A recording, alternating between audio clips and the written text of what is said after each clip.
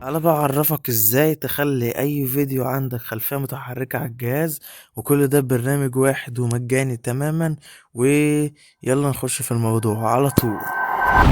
لكن فضلا وليس امرا، انزل دلوقتي اعمل لايك واشتراك وفعل زر الجرس عشان ابعت في الفيديوهات دي. ويلا، اول حاجة هندخل على مايكروسوفت ستور علشان نحمل برنامج. على فكرة البرنامج ده مجاني تماما ومن غير اي فلوس وخفيف على الجهاز. اول حاجة البرنامج كده اسمه لايفلي وول بيبر. البرنامج ده رائع جدا في عمل الخلفيات المتحركة زي ما قلت لكم في اول فيديو.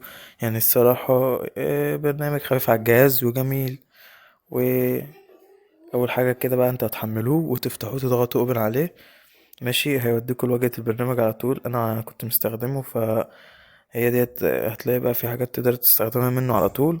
فاول حاجة عشان تضيف واحد مثلا تضغط على الزائد اللي فوق دي وتضغط بروز عشان تحط الفيديو بتاعك اللي انت عايز تخليه خلفية.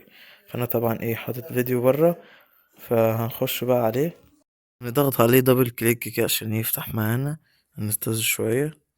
بعد كده بقى هيظهر معانا الواجهة دي. هنضغط بقى اوكي عشان يبقى خلاص اتسايف على الواجهة على الديسكتوب. وبس هو كده بقى طلع على الديسكتوب. والصراحة يعني هو برنامج رائع. بص جدا. برضو لو جينا نشوف استهلاكه على التاسك مانجر هنلاقيه ما بيستهلكش من الجهاز جامد يعني زي بقية البرامج.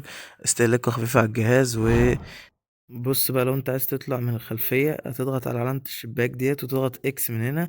تضغط اوكي هتلاقيها طلعت معاك بالشكل ده ورجعت للخلفية القديمة. طبعا نكون وصلنا لنهاية الفيديو. فلو حاسس انك استفدت من الفيديو ما تنساش باللايك والاشتراك. ما تنساش شير الفيديو لزمايلك ودمتم في رعاية الله.